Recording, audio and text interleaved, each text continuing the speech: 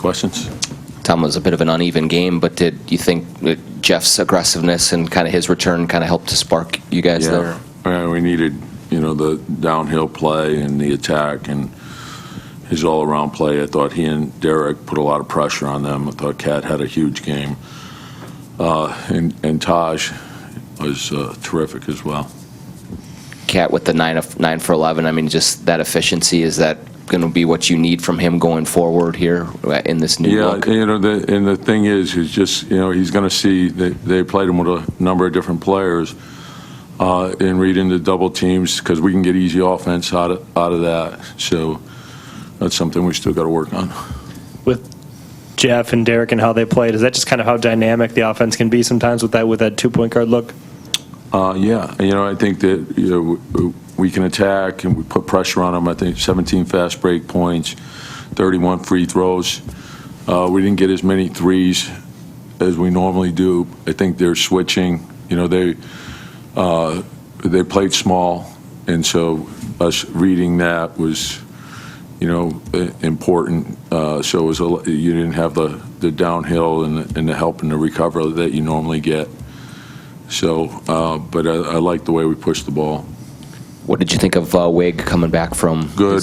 First game back. He's still laboring through things, but he gave us all that he had, which, certainly is appreciated by his teammates and all of us. We needed a win, and we want to continue to build. So we have to go step by step, day by day. Coach, you talked a lot about a 9-man rotation as kind of being ideal. You had 9 tonight. Is that going to be difficult to navigate, adding the 3 new players from Philadelphia? We'll see. Yeah. The turnovers from Cat, 7 in the second half, was that just a product of the way they were swarming, or do you think? Yeah, no, I want to take a look at that. That's something, because in the fourth they were coming quick. And some, he had the travels, he had the offensive foul.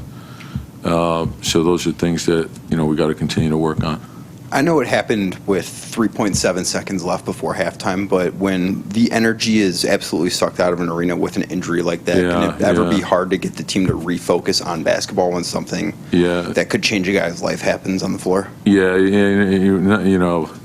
and no one wants to see that, and you feel for him, and hopefully he'll be okay. It's one of the tough parts of the game. I think, that had impact on both teams. Everyone's a competitor, but you don't want to ever see someone get injured like that. Tom, back to what you're saying about Wig there. Do you get the sense that he was a little banged up and that he did just have to try to gut through this with the situation here, I guess? Well, it's just that, I think yesterday he pushed through practice and then he went out there today and, he's just, and he'll get better as we go. It's a contusion, so, but those things sometimes, it takes a while to get through it. But, we needed those minutes. They're a team that shoots a lot of threes and a lot of long rebounds, and they seem to have success with tipping rebounds back, and it happened on the road trip a little bit. Is that kind of a conscious thing that teams are trying to do anymore with? Well, I think you're seeing when teams are shooting 43s, you're going to have a lot of long rebounds, and that's why it's so important that when the ball is shot, particularly if you're on the perimeter, is to determine whether your man is going to the board or he's going back. And if he's going back, you can't just stand and watch. You got to get to the elbow area, so anything that goes long or to the corner you can get. So your guards and your wings have to take care of a lot of that, and oftentimes it's your power forward because most teams are playing with a stretch guy at the 4, so he's out there. But it's reaction to the ball. So it seemed like the way the game went, it seemed like they got a lot more, and they did. They had sequences in which they had 2 and 3 of them, and then it resulted in an open 3, and that hurts you, and it zaps you to your energy and your spirit. These things are a small sample size and easily blown out of proportion, but you're 5-1 at home and 0-8 on the road is just the way it went, or is there any reason for it? No, and you're bringing up a good point. To me, it's we want to play tough at home, and we want to build on that, and then on the road, and obviously you got to bring a lot of toughness on the road, and it's hard to get wins on the road. But that's what we have to change, and that's where your defense and your rebounding is so critical. And there's things that can happen at home, maybe where you can get away with it because of the energy of the building and your fans are behind you. But when you're on the road, that could also ignite your opponent's fans and bring their energy level up. And so, that toughness is critical, and that's why.